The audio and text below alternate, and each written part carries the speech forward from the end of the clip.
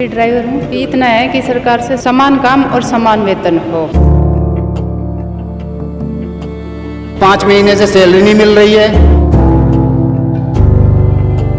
आपके सामने मैं पब्लिक की समस्याएं रखूंगा। अगर आप सॉल्व करना चाहें, आप भगवान आपको मौका दे, तो आप इन बातों को ध्यान में रखिए प्लीज।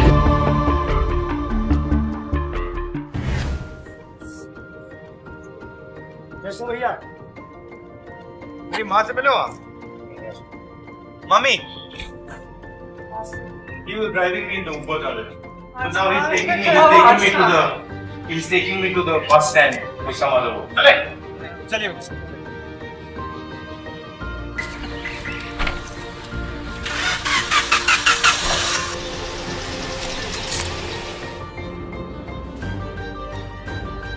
नमस्कार, कैसे हैं आप लोग? नमस्कार जी, नमस्कार। नमस्कार नमस्कार। बैठ जाओ यहाँ। बैठो। आप कंडक्टर हो? आप ड्राइवर हो? कंडक्टर। आप ड्राइवर। आपका कितना बनता है? मेरी परमानेंट है सर 800 रुपये एक दिन का बनता है, उसी में SIPF दोनों कटता है और जो रेस्ट बनता है उसको ही पैसे कटते हैं। आप ड्राइवर हो? 21,000 टोटल किलोमीटर के हिसाब से इनका। अच्छा, और कितने घंटे होता है काम? 8 घंटे होते हैं, बट अगर 1-2 घंटे ऊपर चलेगा तो उसका पैसा नहीं मिलेगा। नहीं सर, कच्चे हैं, सब कच्चे हैं। सब कच्चे हैं। तो आपको कितना पैसा मिलता है? कॉन्ट्रैक्टर को कितना मिलता है?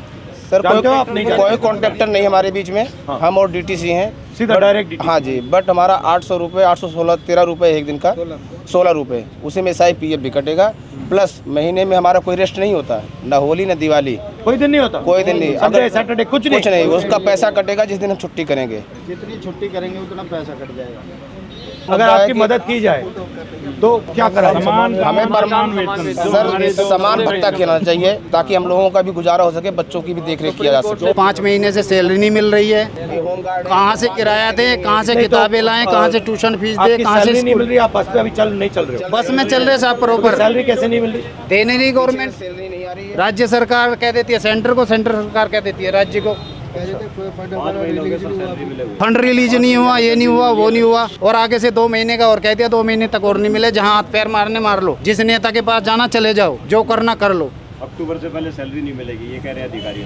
हमारे बच्चों के साथ ये हो रहा, अब नहीं भर्ती कर रहे, उनका भी भविष्य खराब करेंगे ये। मैं कंडक्टर DTC कर्मचारी हूँ। हम एक कॉन्ट्रैक्ट बेस पे हैं और हर साल कॉन्ट्रैक्ट रिन्यू होता है। वो भी ड्यूटी कम होती है तो उसे रिन्यू नहीं होने देंगे। फिर आप जाइए घर बैठिए, फिर बड़े मुश्किल से हमारे मतलब परमानेंट नहीं बनाना चाहते? हाँ जी सर, हमें पक्का किया जाए, हमें ये मांग है हमारी। या नहीं तो समान वेतन समान काम होना चाहिए हमारा। हम आपसे मांग यही कर रहे हैं बस सरकार से। जब तक शीला दीक्षित हमारी बहन जी थी, जब तक उन्होंने पक्का किया, उनके बाद हमारे कोई अभी तक सुनवाई नहीं, उन्होंने पक्का किया। लेकिन हमारा सवाल ये है सर कि नागरिकता हमारी पक्की तो नौकरी कच्ची क्यों? क्योंकि आज निजीकरण हो रहा है, सबसे ज्यादा निजीकरण कर रहे हैं लोग, और इस निजीकरण से हमारे बच्चों का क्या भविष्य रहेगा? आज पूरे DTC कर्मचारी हमारे बम की तरह भरे हुए हैं। हम उम्मीद उनसे रखते हैं जो हमारी आवाज मुखर करे। सर पिछले 6 महीने से सैलरी नहीं है, और उस सैलरी का नतीजा ये है कि हमारे 24 जवान जो होम गार्ड के हैं वो कोई हार्ट अटैक से, कोई डिप्रेशन से वो दुनिया छोड़ चुके हैं। और हमारी समस्या ये है सर कि हमें हर 6 महीने के लिए हमारे को एक्सटेंड किया जाता है। ऑलरेडी हम ट्रेंड हैं, ट्रेनिंग के बावजूद हम भर्ती हुए थे होमगार्ड के अंदर, और उसके बावजूद अभी 10,285 आदमियों की भर्ती निकाली है, और हमें जनवरी तक का टाइम दिया गया कि अब इस उम्र में, जिसमें हमारी एज सबकी 50+ हो चुकी है, अब इस एज में हमें कोई ना तो सिक्योरिटी में नौकरी देगा, ना ही कोई और नौकरी हमें मिल पाएगी। मैं भी ड्राइवर हूँ। बस इतना है कि सरकार से समान काम और समान वेतन हो। मैंने बताओ, इनकी उम्र इतनी ज़्यादा हो गई, अब ये क्या करेंगे? दूसरी नौकरी देखने के लायक भी नहीं छोड़ा इनको। बस यही है कि समान काम और समान वेतन हो। ये प्राइवेटाइजेशन जो हो रहा है, इसका फायदा किसको मिल रहा है? इसका फायदा उद्योगपतियों को मिल रहा है, टॉप वालों को, उद्योगपतियों को मिल रहा है। आप एक्सपीरियंस हैं? कब से चला रहे हैं आप? मैं जब चला नहीं रहा, मैं अच्छा, मैं अंदर हूँ वर्कशॉप के अंदर, और मैं वर्कशॉप में। हाँ, जब से बहुत संभाला है, गाय और बिठड़े के समय से मैं कांग्रेस का हो रहा हूँ, और मुझे बहुत खुशी है मेरे लिए, मुझे आपसे मिलने का सौभाग्य मिला। और आपके सामने मैं पब्लिक की समस्याएं रखूंगा। अगर आप सॉल्व करना चाहें, आप भगवान आपको मौका दे, तो आप इन बातों को ध्यान में रखिए प्लीज। क्योंकि इसलिए आया हूँ यहाँ। ये आम आदमी है, ये आपकी ही जनता है, और आपसे प्यार करने वाले हैं कांग्रेस के नाम से। बताइए। ठीक है सर। रही बात रोजगार की, आज मोदी जी ने इतना बुरा हाल कर दिया देश का, हमें एक तरह से गुलामी महसूस होती है। पढ़े लिखे का अंतर खत्म कर दिया इन्होंने। पर अनपढ़ मजदूर 18 से 20 हज़ार लेता है, पढ़ा लिखा 25,000 लेता है। हम एक आम आदमी हैं जो पूरी ज़िंदगी नौकरी करने के बाद अपने बच्चों को एक अच्छी शिक्षा दिलवाते हैं कि बच्चा कहीं सेटल हो जाएगा, लेकिन अंत में उसको भी 30,000 35,000 ही मिल पाते हैं। ये हमारे आम लोगों की समस्याएं हैं सर। सर बोलना तो हर कोई चाहता है, आजकल जो बोलता है सीधा उसका काम, गवर्नमेंट का काम है जेल में। डर फैला हुआ है। पब्लिक के दिलों में डर फैला हुआ है। आप लोग पैसा बचा पाते हो या बिल्कुल बिल्कुल नहीं सर, बिल्कुल नहीं। और अगर आप कहीं बस पे जाओ तो आपको पैसा देना पड़ता है या आपके पास पास होता है? आपके पास पास है, ऐसा कुछ नहीं है कि आप बस में फ्री जाओ। तो धन्यवाद आपका। नमस्कार ब्रदर, कैसे हो? तो अपने बारे में बताओ, बच्चे कैसे हैं, क्या हो रहा है, फैमिली कैसी है, काम कैसा होता है? मेरी ड्यूटी 12:50 से स्टार्ट होती है। मैं यमुना पार्क से आता हूँ, पर हालांकि डिपो तो बहुत दूर पड़ता है। कैसे आते हो? मैं बस से ही ट्रेवल करता हूँ सर। जो हमारा कांटेक्ट है ना सर, उसमें दिक्कत, कांटेक्ट लेबर है एक तरीके से। अच्छा, हाँ जी, कॉन्ट्रैक्ट लेबर हो, कभी भी निकाल दिया जाता है? हाँ जी, 1 ईयर का कॉन्ट्रैक्ट होता है हमारा। हर साल रिन्यू होता है सर। और आपका कॉन्ट्रैक्ट डीटीसी के साथ होता है या किसी बिचौले के साथ? नहीं, डीटीसी से डायरेक्ट।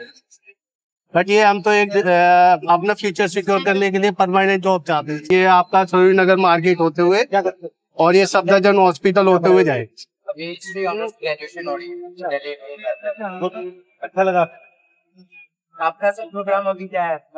बस कंडक्टर से, बस ड्राइवर से बात कर रहा था। मैं देख रहा था इनकी मतलब मुश्किल प्रॉब्लम क्या है, थोड़ा समझना चाह रहा था। क्योंकि मैं पहले जो ट्रेन ड्राइवर्स थे उनसे मिला था, तो फिर बस ड्राइवर ने मुझे कहा कि बस ड्राइवर से भी आपको मिलना चाहिए, उनकी भी समस्या है।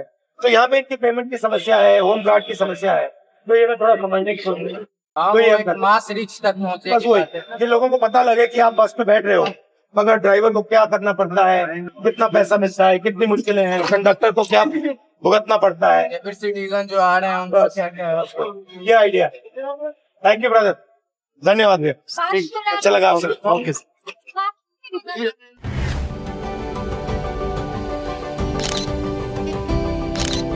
Thank you.